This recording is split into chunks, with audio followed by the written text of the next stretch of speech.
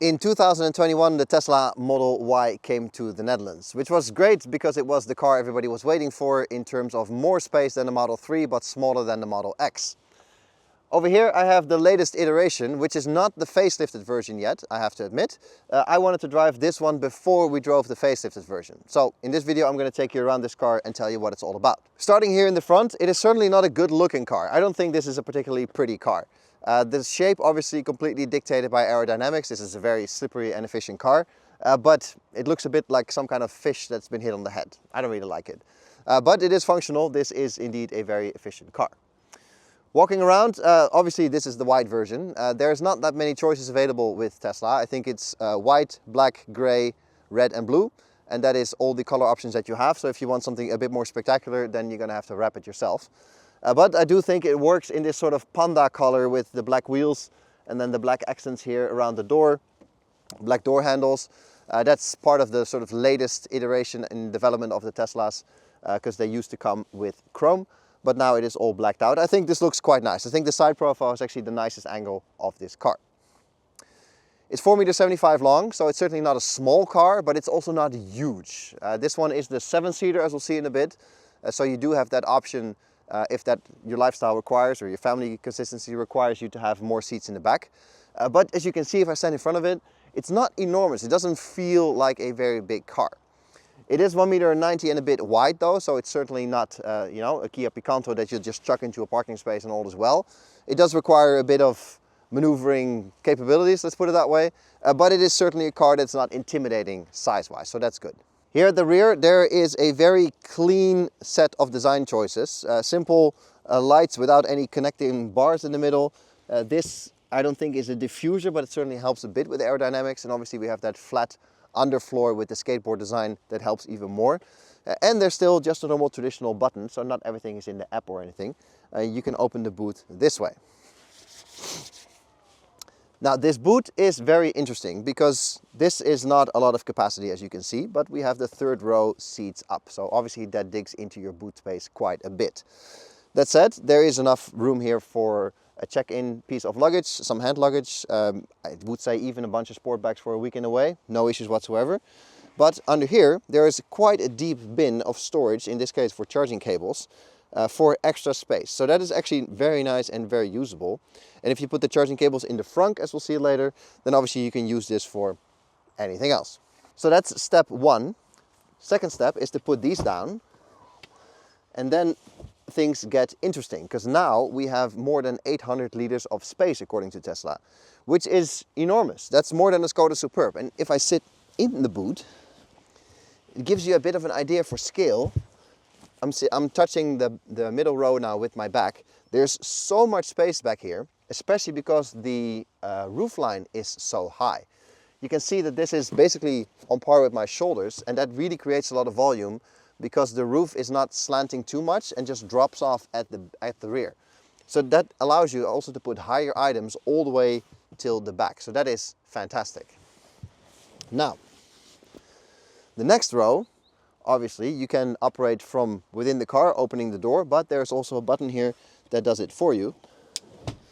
So if I put that down, then according to Tesla, there is more than 2,000 liters of space.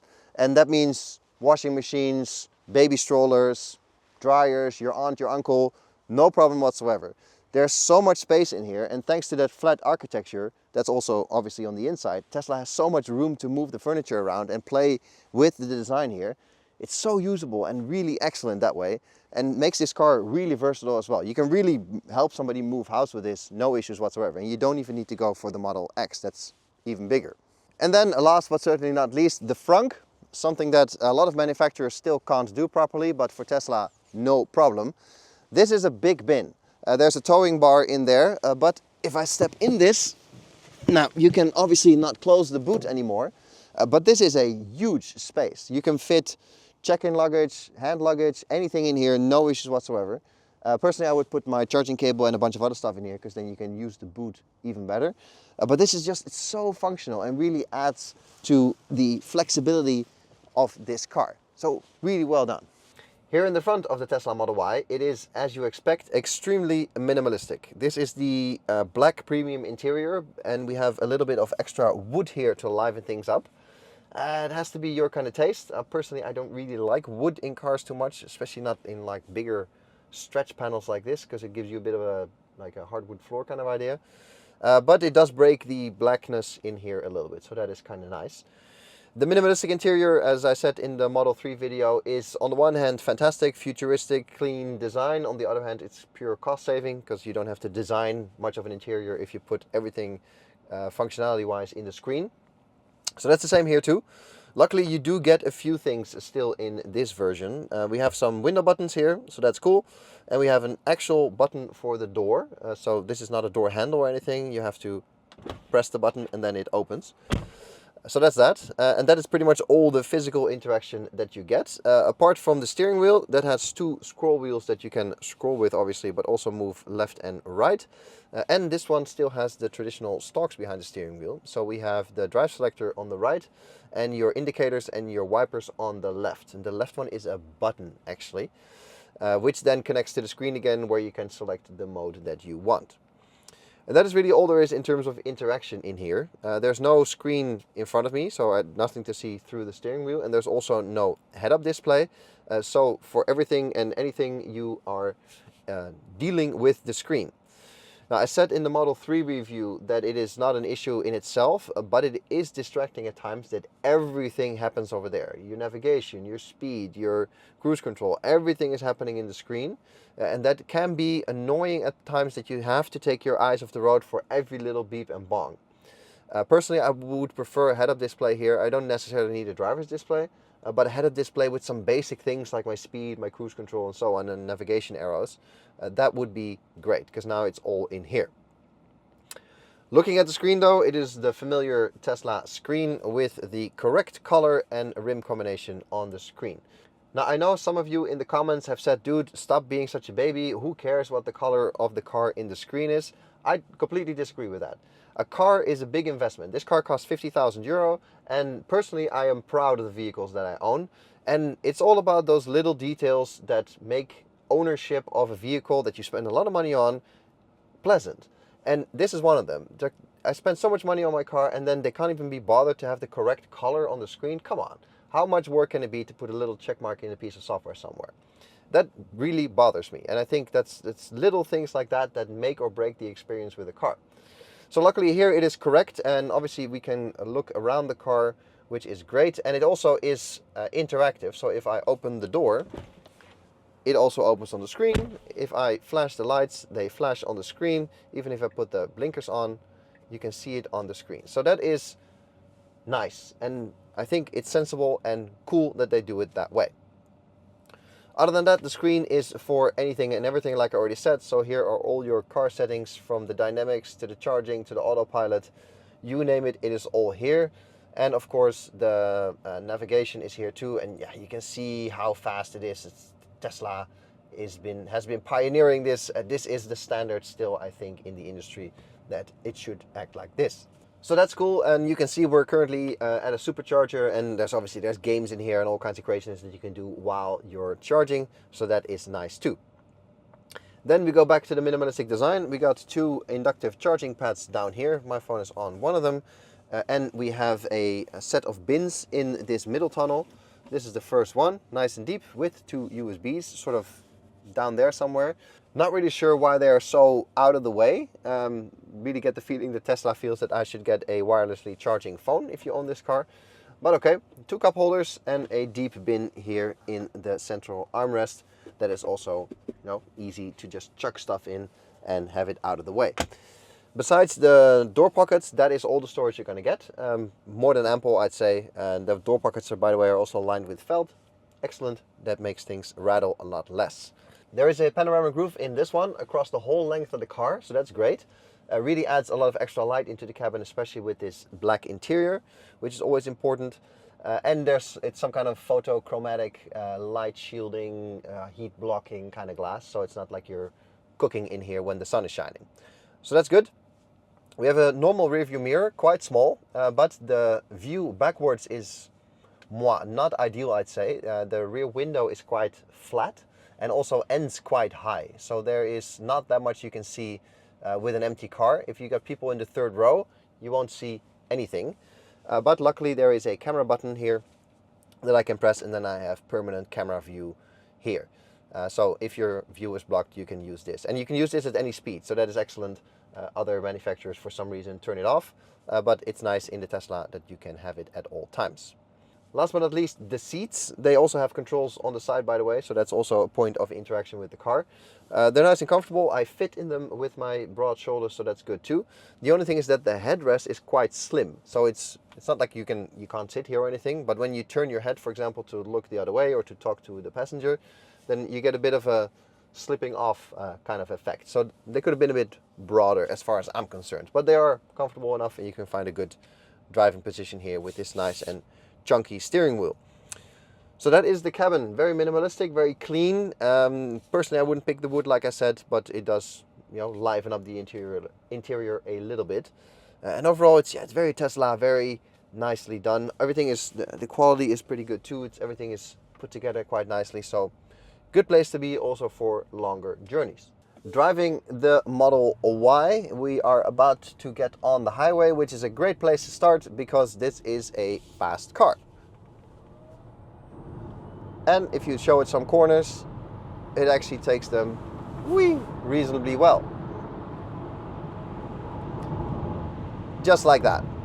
We are in the long-range dual motor variety of the Tesla Model Y, so we have a good amount of power for the size and the weight of the vehicle, and that allows you acceleration like this under 5 seconds to 100, and from there on it is off you go.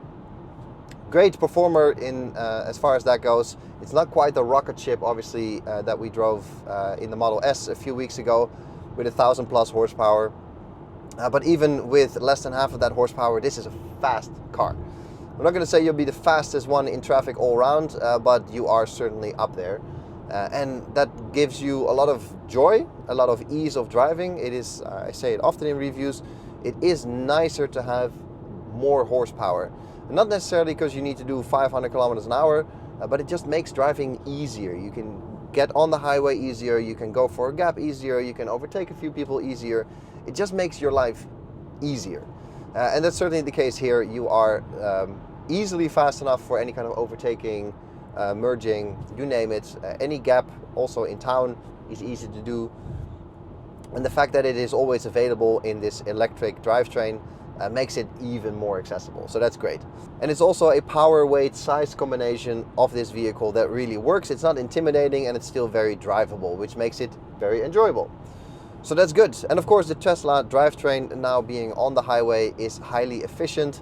So putting it in cruise control now, it's a very relaxing car to drive longer distance as well, which you will be doing with this long range version, of course. Not necessarily that you'll be going on road trips every weekend, but it is nicer to have that big battery capacity available so that the time between charging moments is just smaller. And I understand that here in the Netherlands, it's not necessarily required to have a big battery because our charging infrastructure is so good. But the fact that you only have to charge once every 2 weeks, maybe, if you just use this car to drive to work and back or take the kids to school and so on, it's just nice, and it adds to the convenience of owning this car. Here in the back of the Model Y, the minimalistic party continues, but there is a lot of good news back here despite that minimalism. You can see the amount of space to begin with. Behind myself, this much space left, and that's necessary because the back of the seat is rock hard, so that is uncomfortable. The middle is slightly softer, but the outer edges of the seat are hard.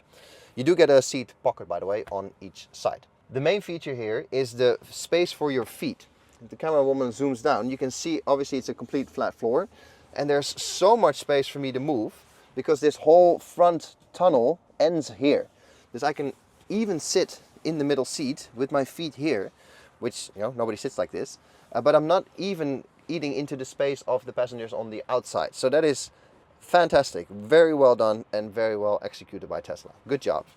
And that really creates a lot of usability back here. So I wouldn't say you will sit here with 3 adults abreast, but it's certainly possible if you're not too broad-shouldered. Kids, no issues whatsoever, and everybody has space for their feet, so that is great. Other than that, not too many features, just 2 USB chargers and some ventilation, and that is about it. And even above my head there is a little light you can press. and a little hook for a coat or something, but that is all your features. Then we have to talk about the third row. I'm going to show you the whole row in a bit, but when you put the seats down, obviously you have usable boot space that you might want to adjust a little bit. Same thing goes when you have people sitting there. Obviously they have legs that need space. So this whole interior can move. I'll slide these two forward first. Now obviously I'm uncomfortable this way, but you know, you can move the front seats too. But you can see the difference in space that you can create this way. It's really a lot of extra space for either boot or people sitting there. So that is excellent. And then when I get out, there's a button here on top of the seat that I can hold, slide and move, creating the space for me to get into the back seats. Well, not really for me, as you'll see in a bit, but this is how you get in. And the same goes obviously for the seat closer to you. So that's nice and very flexible, and also makes it almost one-handed operation to do this. And that means kids can do it themselves, for example, which is great. Now you can see I'm quite comfortable back here. The seats are not too contoured, but still comfortable to sit in. The only thing is that headroom is moi. Anybody taller than 183, which is what I am, will be hitting the roof here. So if you have very tall teenagers, you might want to think about that. But it's quite nice that this panoramic roof gives you a lot of extra light, and the connection to the front is also quite nice. Mainly, I have to admit, because of these smaller headrests. The seats are supportive but not too massive, so also for kids it's easy to look through the car and get information from the front. And the panoramic roof provides so much light that even despite the black interior, it doesn't feel claustrophobic back here. So that is well done as well. Then, last but not least, the middle armrest. You have to lift the headrest and then you can plop it out. That is a bit of a disappointment, because this is obviously a bad solution. If you sit here, you're always going to go like this, which is very uncomfortable. That said, it is a very broad armrest, so at least that's something. But not ideal. This should be done better. This whole middle section, by the way, there's a button behind here. Can fold down if you have to load longer items from the rear, or if you have people sitting there that you might want to do some pass-through or something. So that is handy as well. Bam. All round, good back seat, comfortable back here, also for longer journeys. No real features in terms of you know, infotainment or anything that we saw in the Model 3, for example. So your kids are going to have to entertain themselves, but at least they got the USBs to charge their devices. Now earlier we shot the interior tour while charging at a supercharger, and that's another aspect of owning this car and the convenience. It's just so seamless. Like, you get on there, the gates open automatically, you plug in, you don't have to mess with cards or apps or anything.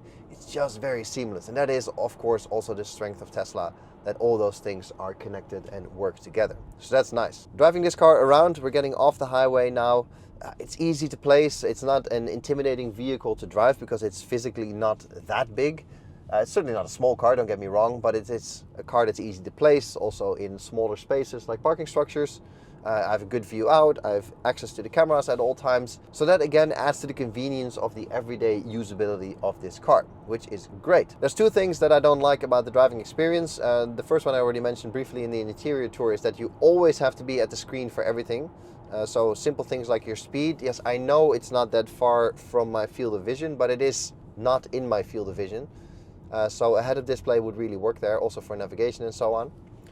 And the second thing is that the regen braking is quite aggressive and turns your brake lights on almost all the time. So you can see that on the screen when you're driving. You can see the lights light up when the car is flashing the brake lights. So on the highway, when I prefer to have a rolling option where I take my foot off the gas and the car just keeps on rolling and slowly decelerates, the deceleration here is quite severe, and then the brake lights go on, which is annoying for the people behind you. Now I know I can also feather a bit more and try to remain at that point before the brake lights turn on. I get it, sure, it's all possible, but it would be nicer if I had the option for a full roll.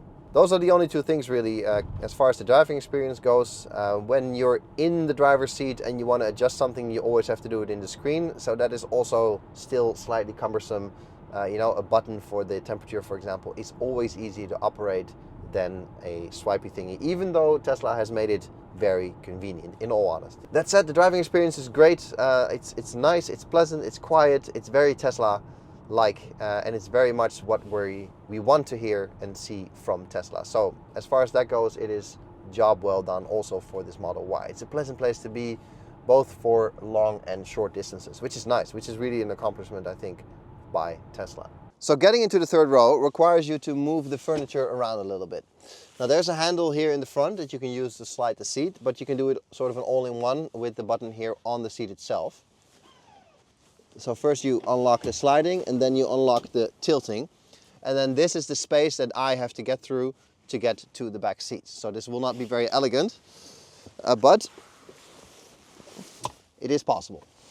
So arriving here, you can see that I don't fit here. With 183, this is a complete no-go. Not only headroom wise, but you can see how far my legs are off the seat, for example. So realistically, this is only a place for children. I would say if you're any taller than 150, it's going to be an issue back here. My boys are 8 and 11 and they sort of fit, but that's all there is to it really. So if you don't mind, I'm not going to pull the seats back because I'll chop my feet off. This is clearly not for adults and only for kids. And that said, there's also no real features back here. You have some headrests in the seat, so that's okay. And obviously you have seat belts and you have some cup holders here, but that is all there is to see. So yeah, it's nice. It's a nice to have if you have some small children to shuttle around every once in a while, but it's not a real practical, usable seat, especially not for longer journeys. After a week in this Tesla Model Y in its final form before the big facelift, I can't step away with anything else than this is a super complete car that basically does everything right. It has the range, it has the power, it has the usability on the inside, it has all the tech that you ever want, it has all the features that you ever want, and with all those iterations and updates that Tesla keeps on doing, the car actually gets better every time they get an update. It's such a strong package and it's such a versatile package as well, and I think Tesla really nails all the basics and then some with this car.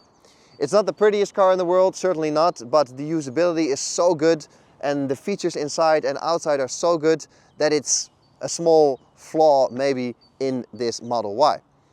Obviously the new one is here already. As soon as that's available, we'll drive that as well. When the video is done, I'll link it up here. The only things I don't like maybe is that everything is in the screen. I personally prefer a few more buttons, and that whole minimalistic design is maybe not for everybody. But other than that, it is a very good car. That's all I got for you in this video. Thanks for watching. Give it a thumbs up if you like it, and a sub to the channel, always appreciated, of course. I'll catch you guys in the next one. Cheers.